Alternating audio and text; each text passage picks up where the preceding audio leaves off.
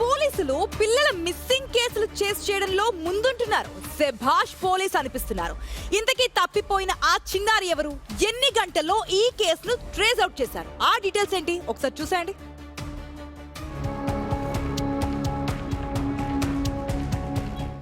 ఆదిలాబాద్ జిల్లా తలమడుగు మండలం రుయ్యాడి గ్రామం. ఈ ఊరికి చెందిన 4 ఏళ్ల చిన్నారి గంగామణి తప్పిపోయింది.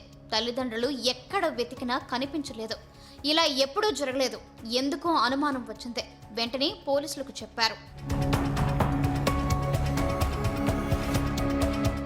ఆదిలాబాద్ జిల్లా పోలీసులు ఇమీడియట్ రియాక్షన్ ఇచ్చారు. మిస్సింగ్ కేసు పెట్టి ఎంక్వైరీ స్టార్ట్ చేశారు. పూర్తి వివరాలు అడిగి తెలుసుకున్నారు.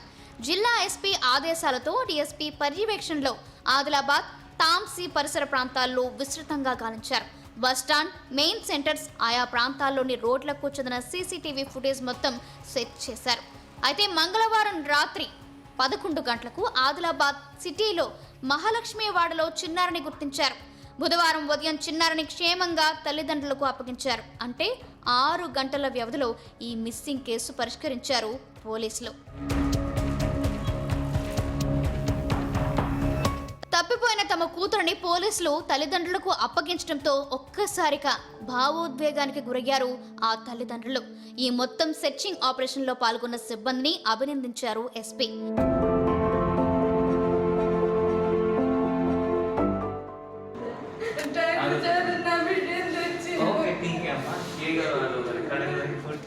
పిల్లలు కనిపించడం లేదని డయల్ 100కి ఫోన్ చేస్తే చాలు, మిగిలినదంతా పోలీసులే చూసుకుంటారని ప్రకటించారు జిల్లా పోలీస్ ఉన్నతాధికారి. ఈ సందర్భంగా కిడ్నాప్ చేసిన నాగబాయి, భారతిని అరెస్ట్ చేసినట్లు చెప్పారు. గతంలో భారతిపై 2 కేసులున్నట్లు గుర్తించామని అన్నారు పోలీసులు.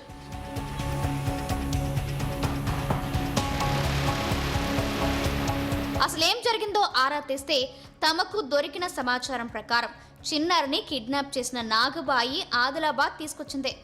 అప్పటికే బస్టాండ్లో సిద్ధంగా ఉన్న భారతి అనే మహిళకు అప్పగించింది. కిడ్నాపర్ల కదలికలను పసిగట్టడంతో మొత్తంగా చిన్నారి సేఫ్ హ్యాండ్స్లోకి చేరింది. ఆ తర్వాత తల్లిదండ్రులకు అప్పగించామని అంటున్నారు పోలీసులు.